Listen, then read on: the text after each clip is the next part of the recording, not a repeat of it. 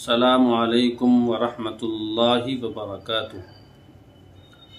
उम्मीद है तमाम दोस्त अहबाब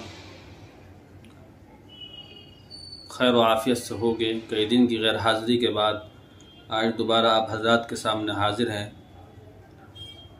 कई रोज़ से तबीयत मुज़महिल है और इसमें बुखार है और दर्द वगैरह की शिकायत थी। अल्लाह का शुक्र है आपके दुआओं से मैं ठीक हूँ। अल्लाह करीम से दुआ है अल्लाह रब्बुल इज़्ज़त तमाम बीमारों को शिफा अता फ़रमाए, तमाम बीमारों को सेहत और तंदुरुस्ती अता फ़रमाए। आप हज़रात की खिदमत में एक सवाल हाजिर है। सवाल ये पूछा गया है कि मुफ्ती साहब ये बताइए कि हम मुलाकात से पहले, बीवी से मुलाकात से पहले जब बातें करते हैं तो कुछ पानी निकल जाता है, क्या उसकी वजह से हम पर गुस्ल वाजिब हो जाएगा? जी भाई, इसको आप ज़रा यूँ समझें कि जो पानी निकलता है ये तीन किस्म का होता है। एक को कहते हैं मनी, दूसरों को कहते हैं मदी, तीसरों को कहते हैं वदी। मनी वो है जो शहवत के साथ कूद कर उछल कर निकले, इसकी वजह से गुस्ल वाजिब होता है।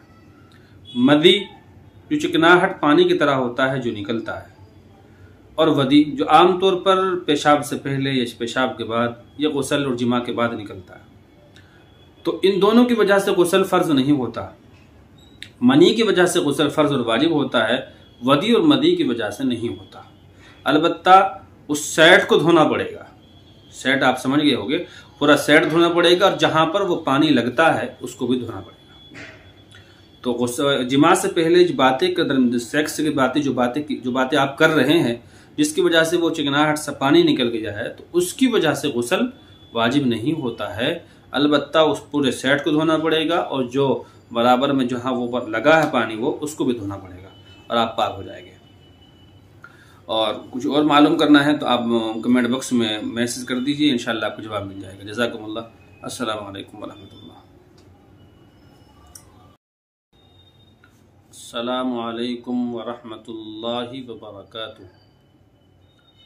उम्मीद है तमाम दोस्त अहबाब खैर व आफ़ियत से होंगे। कई दिन की गैर हाज़िरी के बाद आज दोबारा आप हज़रात के सामने हाज़िर हैं। कई रोज़ से तबीयत मुज़महिल है और इसमें बुखार है और दर्द वगैरह की शिकायत थी। अल्लाह का शुक्र है आपके दुआओं से मैं ठीक हूँ।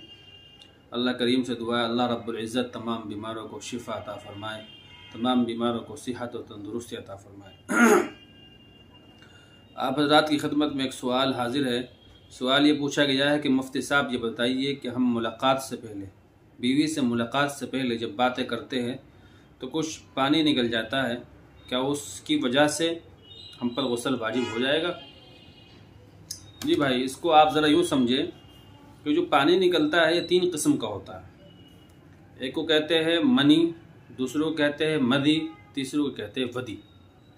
मनी वो है जो शहवत के साथ कूद कर उछल कर निकले, इसकी वजह से गुस्ल वाजिब होता है। मदी जो चिकनाहट पानी की तरह होता है जो निकलता है, और वदी जो आमतौर पर पेशाब से पहले या पेशाब के बाद या गुस्ल और जिमा के बाद निकलता है। तो इन दोनों की वजह से गुस्ल फ़र्ज नहीं होता। मनी की वजह से गुस्ल फ़र्ज और वाजिब होता है, वदी और मदी की वजह से नहीं होता। अलबत्ता उस सेट को धोना पड़ेगा। सेट आप समझ गए होंगे, पूरा सेट धोना पड़ेगा और जहां पर वो पानी लगता है उसको भी धोना पड़ेगा।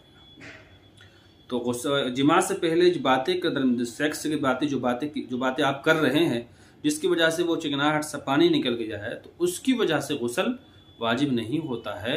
अलबत्ता उस पूरे सेट को धोना पड़ेगा और जो बराबर में जहाँ वो लगा है पानी वो उसको भी धोना पड़ेगा और आप पाक हो जाएंगे।